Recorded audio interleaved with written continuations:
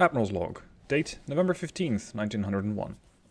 A little under 2 years ago I was put in charge of a dispirited and largely ignored Royal Navy which found itself at the start of a war. Less than 2 years later, that very same Navy has brought the German Navy to its knees, and that was all through the efforts of a mere 12 ships. The German government has so little confidence in its Navy that it has already offered us a peace treaty. The PM has reached out to me and asked me whether the terms could be further improved by prolonging the war. I advised that yes, we can certainly get better terms from the Germans if I was given a few more months. Our newest battleships have joined the fleet just now and our crews are eager to see action. Considering our fleet now has 5 times the number of battleships that the Germans have, it's going to be almost easy to cripple the German Navy further and force the German governments to come up with better terms. Especially considering the kicking that the Iron Duke just gave a flotilla of torpedo boats, the Germans should quickly be persuaded to change their terms. The PM has agreed and has given me a few more months to sink more German warships. War support, however, is dropping, and this is definitely a factor that the politicians have to consider. I do not have much time left to complete my mission. Hey guys, Stealth here and welcome to another episode of the UK campaign. Judging at the rate at which I'm chewing through the German fleet, there might not be that many episodes left of this series. For now, however, I am ambushed by a bunch of destroyers. It's the V-15, 2, 3, 5 and 7 against the Queen Elizabeth, and we have to fight it out. Fortunately, as I have seen with the Iron Duke, my battleships are very capable of dealing with smaller ships. And this means that I have every confidence in the Elizabeth and her crew to make very short work of a couple of German destroyers. When it comes to this campaign, I think I might have this episode left, maybe another one, depending on how the rest of this episode's gonna go. That means that I'm gonna have to do another one, because these things are just ending so fast. I'm considering going with either Germany 1910 or UK 1910. So I'm going to put up a vote down below in the comment section. And there you can just upvote whether you want UK or Germany. And that way we're going to see which one comes out on top. Whichever gets the most votes is going to be the nation that I feature next. Now it looks like the DDs over here have me cornered. This is a proper ambush. The QE is stuck between the V7 and a line of 4 more destroyers on the other side. Thankfully, however, the torpedo range is only 1.5 clicks. And with that, the V7 effectively is the only ship that is close to torpedo range. The rest of them are not. So that means I can just give the QE some time to work. Let's switch fire to the DD that is currently closest. It's not ideal that the ship is inside of a smoke screen, but we'll just have to make do. Now, the game has been released on Steam, as you might have seen. There are still some things that need to get changed. It is early access on Steam, but for example, turrets changing direction through the superstructure is something that is not supposed to be there. So it's little things like these, and larger things like the AI picking sometimes curious fights that still need to get changed. But then again, early access. I'm very much looking forward to what the devs come up next. I'm also looking forward to fighting out a larger campaign, although I suspect that that's going to be a bit more time from now. Because building a campaign, especially one with multiple nations involved and setting up a whole diplomacy system, and then balancing that diplomacy system, I suspect it's going to take a bit more time. Now these DDs over here, I can nicely keep them at range. They do seem to have the magical ability to get rid of a ton of water very, very quickly. Standard bulkheads. The V3 still hasn't launched her torps, even though I'm heading in her direction. So she arguably could, but I'm actually glad that she hasn't. I'm trying to provoke her into firing to make sure that I see them and that I can dodge them. That was an unfortunate, unfortunate event. With the V5, I was not targeting her, I was targeting the V7. V5 got in the way. And because of that, she is now full of holes. Something else that the devs said they were working on some time ago is what you can sort of see here. This turret, this bow gun, is aimed well, almost at the sky. Unless they just add almost no powder, I suspect that there is very little way for that shell to ever hit me. What they said they were working on at some point was an overhaul of the damage system, so that the ship also takes list into account when calculating whether it can or cannot bring its guns to bear. Now you can use this, of course, to your advantage, potentially. Cue the Texas. For those of you unaware, the Texas, USS Texas that is, was tasked with, I believe, D-Day, shelling coastal positions, and it kind of ran out of range. Its guns could only elevate so much like the QE's guns are currently elevated fairly low. So in order to bring the guns up higher, the ship had her, I think, starboard or port ballast tank flooded to make sure that the ship was listing, and that gave the guns a couple more degrees of elevation, and they could suddenly hit targets further inland. Now, that's something I would love to see in Dreadnoughts, not necessarily coastal bombardment, but the fact that list is being considered when the game is, let's say, checking whether you can actually hit something or not. Because currently, you can have ships which are developing 15, 20, 25 degree list, and they essentially don't care. Their guns could be pointing up in the air, and the ship would still be able to shoot you. That is something that I would like to see changed. But I suspect that that's going to require quite the overhaul of the underlying code. Quite the overhaul of what the game does, well, shall we say underwater, pardon the pun. Now, kind of as I expected, the QE, despite almost being in the middle of a section of destroyers, doesn't really seem to be concerned that much. I am, however, a little surprised at how much damage these little 4-inch guns can do. It is high explosive damage, I suppose, that they're trying to throw my way. They haven't started a single fire, though. But if you look at all these compartments which have been lit up... Oh, there goes the torpedo launcher again. All these compartments which have been lit up, the ship has actually taken a bit more damage than I would have expected. These are only 4-inch guns. I have a pretty solid fore and aft belt on this ship. 5 inches both, plus 50%, give enough. So that's about 7.5 inches of armor. That should be more. Yeah. See, these guys can pen about 8 inches at 1,000 meter range, and I'm not there. I'm farther away than that. So this means that those guns, let's say I'm at 2.5 clicks, somewhere in the meanwhile, or somewhere in the middle, they don't really do that much damage. They can pen about 6.5 inches of armor. So arguably the only thing that they can hit and damage is the superstructure. That's what you see happening. The main tower and the secondary tower have taken some damage.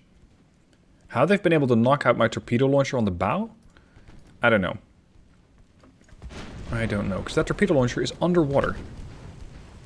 So I would say that the shells are already slowed down simply by the existence of water. They hit the water, they take a lot of, let's say, a hit to their speed, and thus their pen. But how then they suddenly end up killing off the torpedo launcher, I don't know. Maybe the torpedo launcher isn't considered armored, because it's just an underwater, well, hole in the hull, if you will.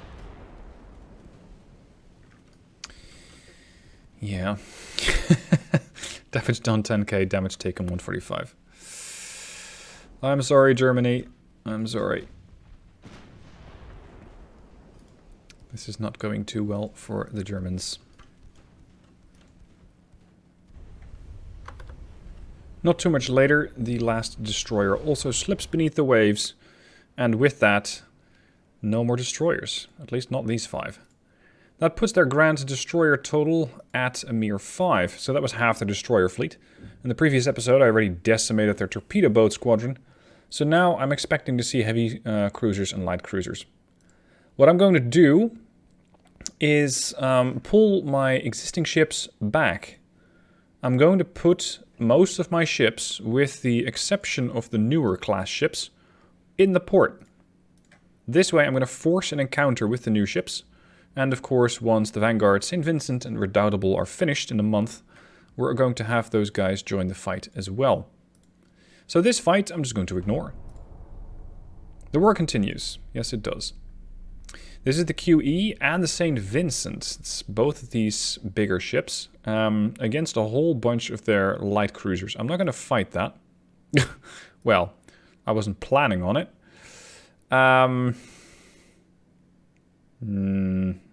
Let's go with an auto-resolve. If I'm in command of these ships myself, I will most likely cripple 70% of them, if not sink all of them. Let's see what the AI does. Okay. The Queen Elizabeth took light damage. The Irene took light damage. The Frauenlob heavy. Light, heavy. The light cruiser Stralsund was sunk. V12 took light damage. The other one was sunk and the other one was medium. So this was actually a very favorable outcome, considering the auto-resolve's normal, iffy version of an outcome. The Germans are down to 41 ships. We have 17. Although most are just chilling out in their ports. Oh, the only one that we have, unfortunately, in mothballs is the Redoubtable. I'm going to give her a crew. How much crew do we have? 643. We have plenty of crew standing by. Despite a top of crew training, I can only get a total of 274 crew members. Unfortunately. Naval prestige. Liked. Good. Oh, I can build even bigger battleships now. Whatever. We're just going to invest this. I don't think it would make that much of a difference if I were to design a new ship right now. Yeah. I can go to 18.5 on this particular hull type. So in order to get the bigger shipyard to be actually effective, the 19.7, I would need a bigger hull design. We have hull construction, but the thing that I'm actually looking for is a tab, for example, like cruiser design, but battleship design, so that I can see what sort of battleships I can research or focus on that. But at the moment, that is not a factor. Okay, let's go look for another fight. And it looks like I don't have to wait long. It is February 1902, so a little over 2 years after we started. And the St. Vincent, one of the newest ships, has encountered the Posen. The Germans have, however, built a few new battleships. They're at 5. Welcome back, boys. So let's fight this thing out. This is one of the new Vanguard class ships, which means that they get the double 11-inch on the bow and the 13-incher on the stern. Torpedo tubes for close-in combat, as well as 24 knot speed. Turning circle of a little under 500 meters. That should be perfectly fine. And when it comes to armor, they are not as heavily armored on their aft and fore belts. So this is potentially going to be a problem, depending on the size of guns that the Germans have put on their ships. And I know that they've been designing some new ships. Every now and then you get a warning of that. Or you get a notification on the left-hand side of the screen. So this is something that could be a new German design. And there it is. Our new German battleship. Although it does seem to be sporting the exact same loadout as we have seen quite a few times. 9-inch guns, 4-inch guns, 3-inch and 2-inch. AKA a logistical nightmare, says the Admiral of the ship, which has also 4 different calibers of guns. Now, this ship is designed to go bow in, and I think I have an unbalanced rudder here, which means that when I'm turning, I'm losing more speed. In this case, that's actually good, because I want to get rid of my speed fast and make sure that I get more accuracy. The thing with the St. Vincent is that she's a new ship. That means she also has a new crew. The crew hasn't had proper time to train yet. And that is unfortunate, because it's going to cut into my accuracy quite a lot. I would love to have a very, well, let's say very talented crew, probably much like the Germans have, unless it's one of their newer warships, and have all of these guns fire very accurately. But I kind of doubt that that's what's going to happen. I do really love the design here.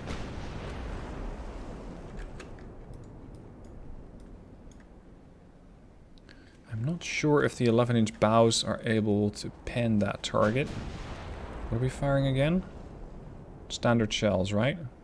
Yeah, standard shells, not heavy shells. The 13-incher on the stern is mostly to balance out the double bow turret. It doesn't do much else beyond that. The 7-inch gun could be useful in setting either fires or potentially straight up penning the weaker sides of the ship. So let's put that to the test. How much do I need to close in to get this 7-incher to do some work? Because I can pen... How far am I? 4 clicks. Let's say I can pen about 10 inches of armor. Flat armor, that is. And this German boy over here... Somebody said in the comments, BB stands for big boy. Not quite, but I like it as a term. Anyway, this big boy. How much armor do you have? Main belt, 11 inches. So that's going to be tricky with the 7. I would need to be 2,500 meters, but that's not taking into account plus 48. So yeah, the 7s currently aren't that useful. Besides, I would have to turn pretty far port or starboard, exposing a lot more of the ship in order to get those things to fire. So, let's see if the 11s can actually hit the target. That would be a massive step up, because so far I haven't hit anything. Cadets. As somebody said in the comments of a previous video, cadets are potentially even more dangerous than veterans, because veterans are predictable, and with cadets you never know what you're going to get. Which I think is an accurate statement. Because I don't know whether these guys are going to hit, or just hit some sort of random target behind it. Now the Posen can do 19 knots. The Saint Vinny over here can do 24, but she's not doing it. This guy is, however, crewed by veterans. So they get a 30% accuracy bonus, and I get a 10% accuracy detractor. It's not good. However, the 9-inch gun is mostly struggling to deal damage. Mostly. When it comes to accuracy though, yeah, we're not terrible. We're about 12%. Let's turn to starboard. The 13-incher can just about clear the secondary tower. And I'm hoping that the 13-incher is capable of penning the target. Now when firing a mixed salvo like this, and you're looking at the ship, I'm not sure if that 51.9% chance pen chance is actually the 11-inch gun or the 13. But I'm generally running the assumption that it's the 13. It's the biggest caliber. Oh, my accuracy. This is a little painful. You know what? Let's just fling some high explosive at him. We already lost a turret? Yeah. One of the bow 4-inchers is done. Crap. Now, could I torpedo the target? If only to get a bit of a head start in damage. You got every angle cornered. Or every corner... The torpedo range is 1.5, so I'm basically inside a torpedo range. Let's do a hard port turn. Drop speed as much as possible. And prepare to do an attack on the Posen. Because I think that the 9-inchers... Oh, sorry, the 11-inchers are not going to be that useful. Not yet. Oh, there it is. Wow, that was a bad shot. I'm nowhere near. St. Vincent has this turning circle of 491, and that's worst case situation. Most likely, it's going to be way better than that. Alright, we're going to do a starboard turn next. Allow the bow launcher to hit potentially their bow or midships. And then get the port launcher, yeah, midships. Get the port launcher ideally to hit them either rudder or bow. So they lose a lot of buoyancy quickly. I might, however, need to dodge their stern launcher. I'm hoping that the 13-incher can deal nice blows here. Port launcher away. They're turning rapidly. But is it rapid enough? No, it is not. Hit. Bow compartment. Look at that. 1, 2, 3, 4 compartments flooding. Unfortunately, I might have some issues dodging that. Now, the ship is fairly protected against it. I have anti-torp 1. I have maximum bulkheads. I don't like getting hit. But I was kind of banking on getting hit with a ship like this. Because it's more of a close-range brawler than anything else. Posen's down to 48% buoyancy, and it doesn't seem to be going up. Come on, Posen. It's a decent hit, but no flooding. I was hoping to hit them in the stern next.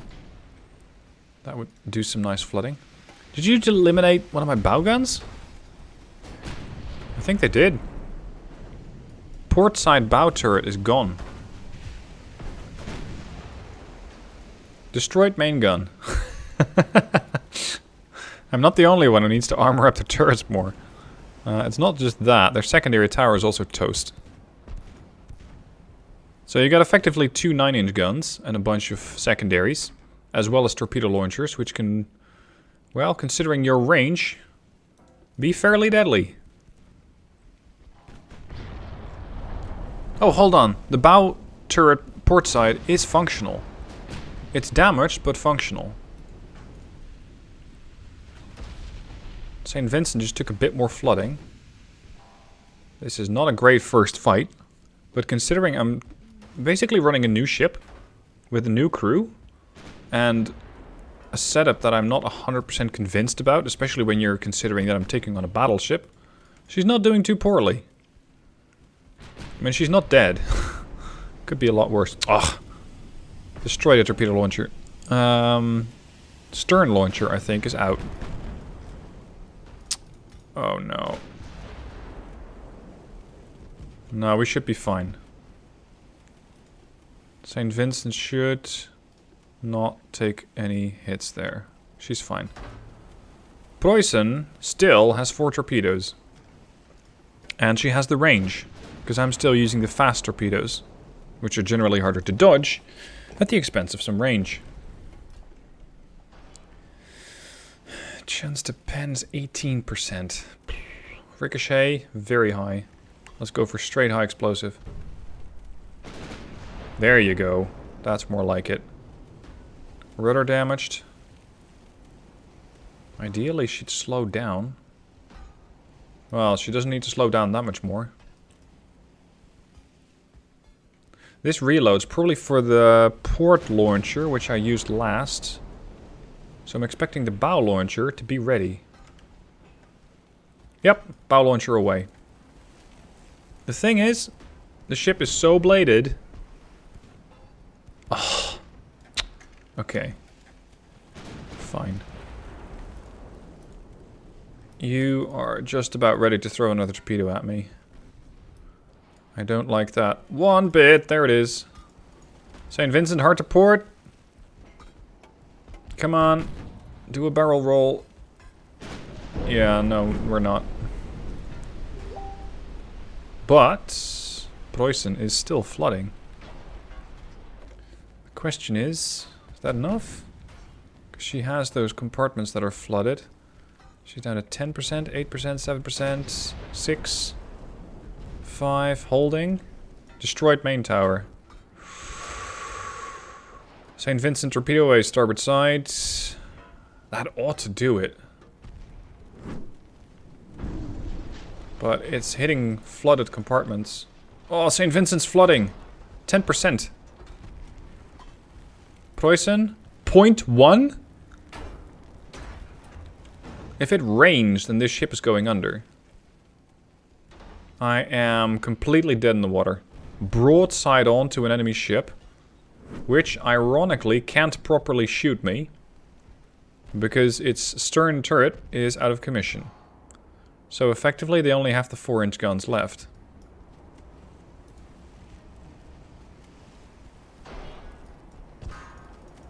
Why are my 13... What? Why are none of my turrets functional? I have the crew. What the hell? They're not turning towards the target. Is this because I have hydraulic turrets? Right? Turrets, electrical. Do I not have any electrical power because all my engines are damaged?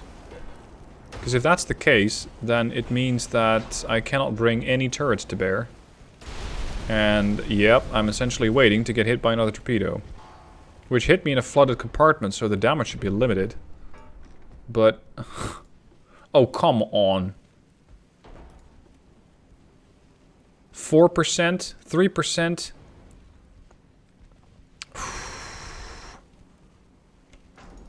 Why are none of my turrets doing anything? Please, any hit, any turret, any station.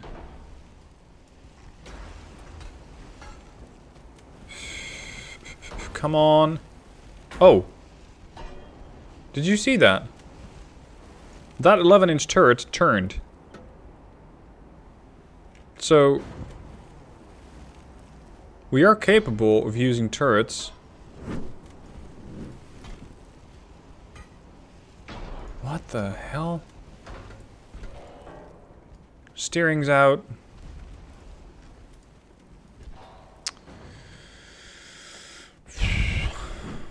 I honestly don't know who's going to win this. But if I don't return fire with anything, it will be the Posen, which is just crawling away at 1 knot and 0.1% buoyancy. That's all that she has left. I have 50% structural, but 1% buoyancy. If any of my torpedoes would actually function, that would be so nice. Torpedo launchers, turrets, whatever. Bring a musket and shoot it at the Posen and you might make enough of a hole in it to sink it. Oh shit. Did you just launch another? Yep. Now see, with this I'm not exactly sure if it's a bug or a feature. Because I've had my main and secondary towers destroyed before. But that doesn't mean that you cannot shoot at anything. It just means that your accuracy is reduced. I've had serious losses in crew of 17%. Which is still not as bad. Well, in this case it is worse than the German. But I have 100% of battle stations on main guns, so they should be functional. The only thing I can imagine is that these guys, because they're... let's see, their turrets are hydraulic. So they might still be able to function, whereas mine are electric and don't function. This is gonna hurt. Although again... it's a flooded compartment. So it doesn't really matter. Sadly. How is this going to end? Is the Posen just going to lumber sort of away outside of my torpedo range, which is the only thing I still have, hopefully, that functions. There she goes. I think the potentially best option is to end the battle here. Ah, crew losses are not great. They gained more victory points. Damage received 2.3, damage dealt 2.4, okay. Experience -6. We're cadets. I don't think we can have a negative amount of experience. Especially the Germans did not have a lot of positive experiences. -9.4. What the hell is this fight? How long is this going to take to fix? Medium damage. You mean 0.1% buoyancy? Constitutes minimum damage. Oh, that's hilarious. Okay. She's going to be down for 5 months. That's fine. She's going to be down for 5 months. It's not ideal. But, well, here we are. Right. Sorry. With that, I'm going to end this episode. This was one of the weirdest fights that I've had in a while. Hopefully, next episode, we're going to see another one of these newer ship classes about, being the Interdictor, Warspite, or Albemarle. Those are 27-knot ships, which have a slightly smaller caliber, but which are far more capable of dealing with light ships. So light cruisers, heavy cruisers. So join me next time, and we'll see whether the German fleet is still capable of inflicting some damage. I'll see you guys then.